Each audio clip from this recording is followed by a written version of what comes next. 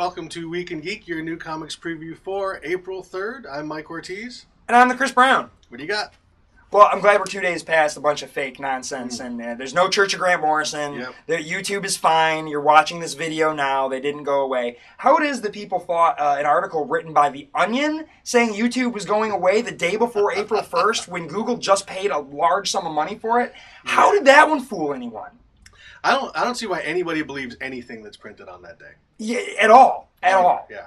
And I don't even know why some people try and make some shenanigans. Because I had a friend who said something on Facebook and everyone immediately called her on it. And then she waits till today to go April Fool's Day. Well, we all called you on it already. I want to start saying truthful things on April Fool's Day just so people don't buy it. The most true thing, like the things you've never told anyone ever. Yeah. And I killed a man once just to watch him die.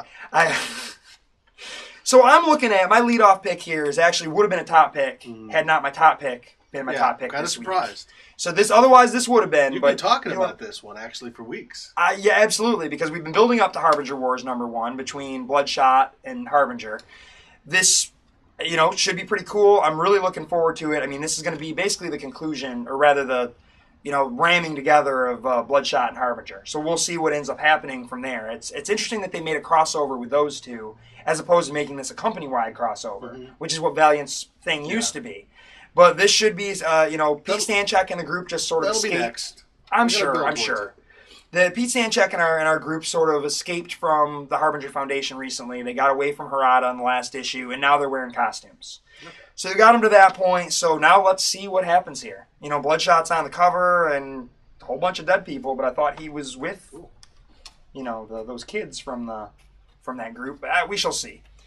Then I'm looking at Shadow Man #6. I really like this book. It's gotten better. It's still not my Shadow Man. It is Jack Boniface, but it is not the Shadow Man I read in the 90s. I really like the Master Dark design. I thought that last issue was pretty cool with Master Dark. I enjoyed that.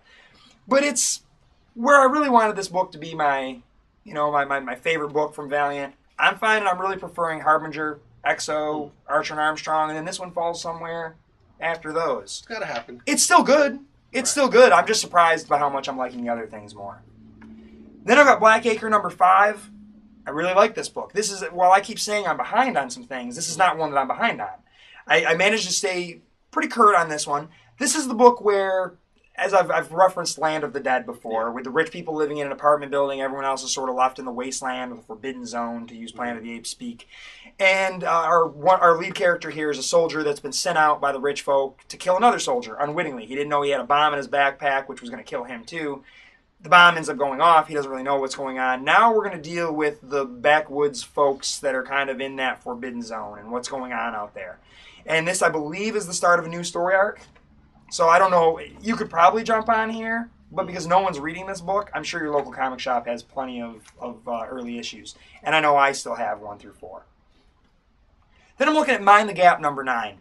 This is a book I really enjoy. This is a really cool mystery, some really, really strange stuff.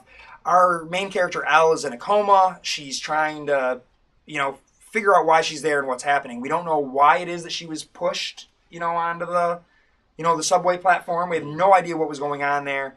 Art here, though, is really incredible. It's some new artist here. What did we say here? Dan McDade has got this 2-color kind of thing going. There's a 3rd color in there a little bit, but really kind of almost looks like Casanova. Reminds me of Casanova a little bit. Casanova or Parker or one of those guys. Really, really neat stuff. Check out Mind the Gap. I love this book. And again, another one that's just not getting all the accolades. A little lost in the shuffle. It's probably a step up above Blackacre, but no one's paying attention to either one of them as much as they should be. Then I've got Indestructible Hulk #6. I'm really enjoying this book. I do find myself about an issue behind, with this one. Just for whatever reason, I constantly find myself in this lag where I'm an issue behind. But I'm just going to say one name over and over again as a way to review this book. Walt Simonson. Walt Simonson.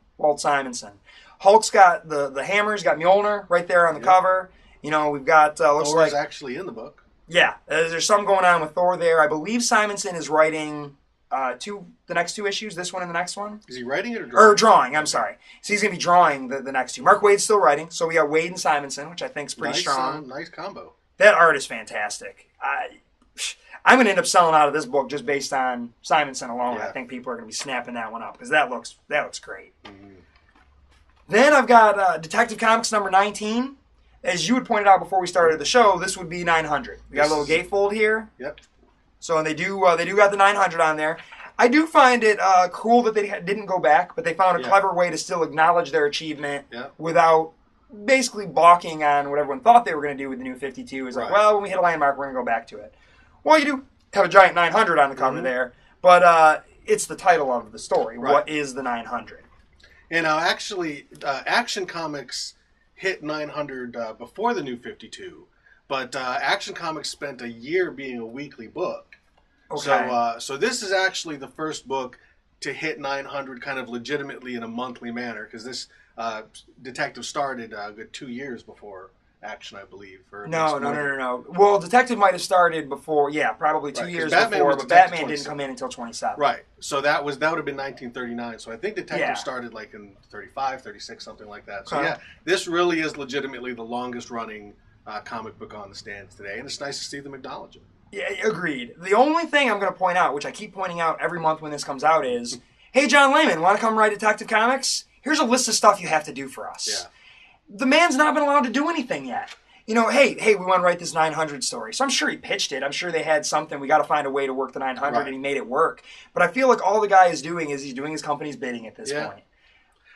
When you come out about most DC writers, I think that's one of the complaints they have right now. Well, that certainly does seem to be the case.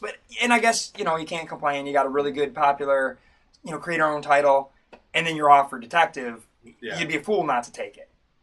And, a good writer can work pretty well in those parameters. And it has been good. I've been reading it. But the only DC books I'm reading right now are Batman and Detective Comics.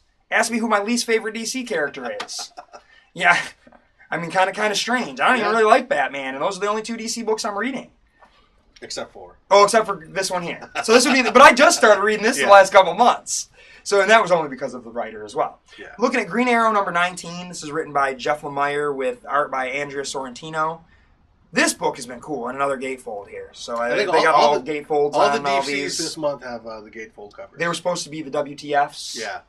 But the WTF was deemed inappropriate. Yeah. Whatever.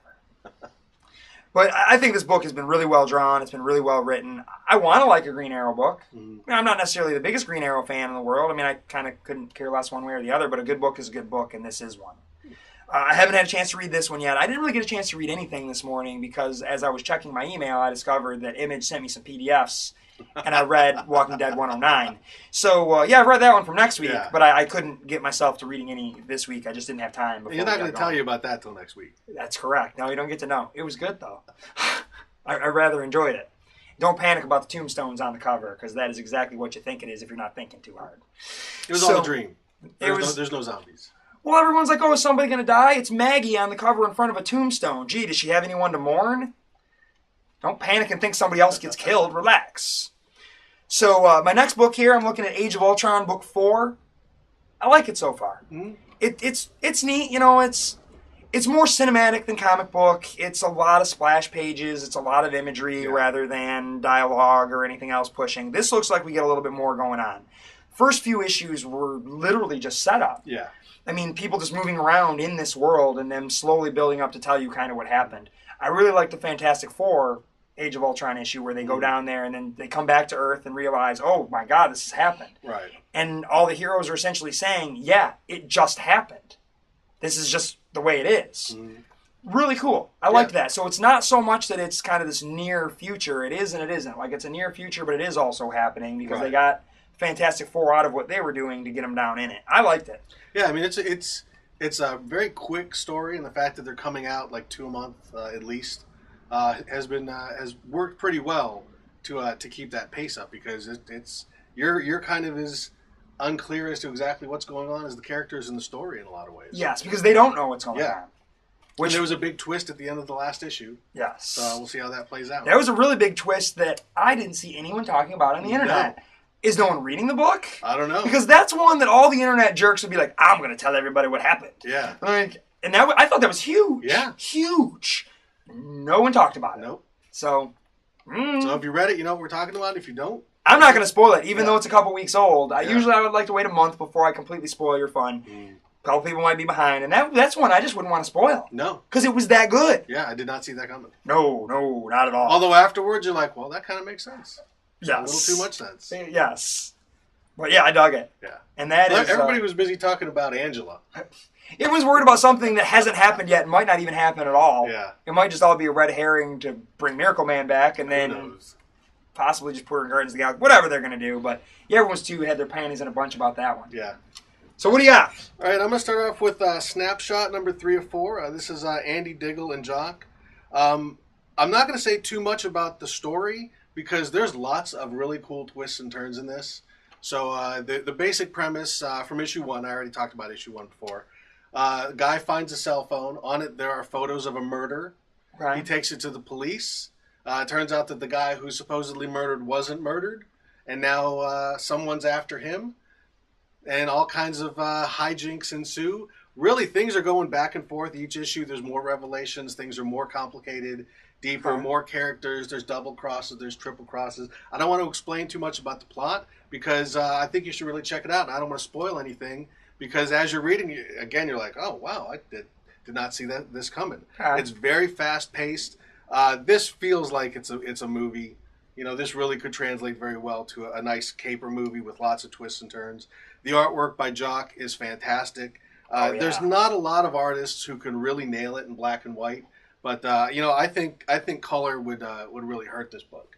You know, really, it's not like a noir feel. I mean, it's much more of a modern thriller kind of vibe. It's not really kind of stylish in that way, but the artwork is fantastic. And lots of twists and turns. It's tough to pay off those kind of stories, so we'll see if Andy Diggle can do it. But, for now, it's actually been a pretty good ride. Next up, we've got Deadpool number 7. This is being called a Marvel Then book because it's all done in a classic throwback style. You've got a parody of a classic Iron Man. Great cover. Yeah, this is a great cover. And the artwork is all done in a very old-fashioned retro style. With Deadpool and apparently a drunk Tony Stark, and apparently Mark Grunwald, and this stuff is right up my alley. I don't know who the artist on this is. It's not Tony Moore who had been doing it before. This is clearly somebody who either I can't find the actual credit page, but it's weird. All done in the style. It's got kind of the dot pattern like an old comic book. All the coloring is flat. And I absolutely love, when they do those kind of throwback books. And this has been a lot of fun.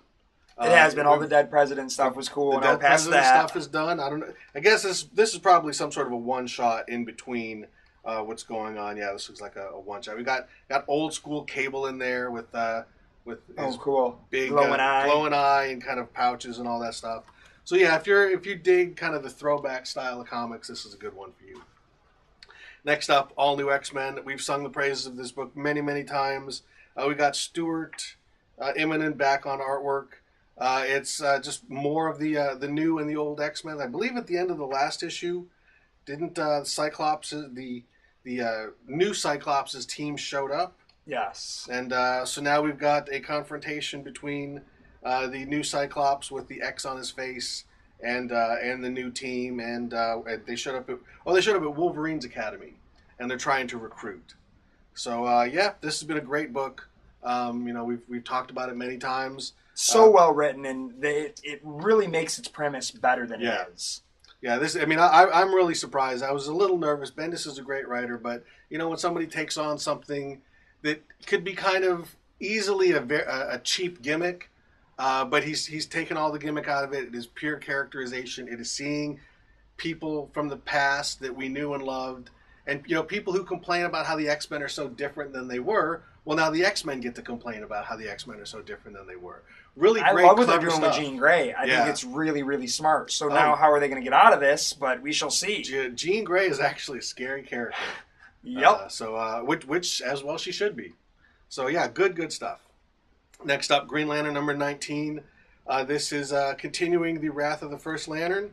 And in this one, we got a little fancy gatefold cover, and Sinestro's holding a yellow power battery. So interesting. I think we're going to get some Sinestro back before too long, as I'm sure they're just putting all the pieces back together again. because they are wrapping this book up. Next theory of putting the toys back in the toy box. You can break them, but you better make sure they're all back together when you're done. Yep. Next issue is the last issue of Jeff Johns. So they are wrapping up the Wrath of the First Lantern. All the other First Lantern books that had the First Lantern kind of tormenting different characters, showing them alternate versions of their lives. Whereas in this book, it does seem to be going a little bit... We're getting a little bit more of the story here. And here we've got Sinestro actually taking on the First Lantern. I've got a couple of different artists on this book for the different time periods. It looks like Hal is still trapped in the land of the dead, but Sinestro's out. So good stuff as Jeff Johns comes up to his last hurrah on Green Lantern. Next up, Earth 2, number 11. This is bringing Dr. Fate into the new 52 Earth 2. There we go. And this is this book has been just taking classic characters from the Justice Society and updating them. And it looks like we've got Earth 2. It's no longer Kent Nelson. Much like they're being a little bit more.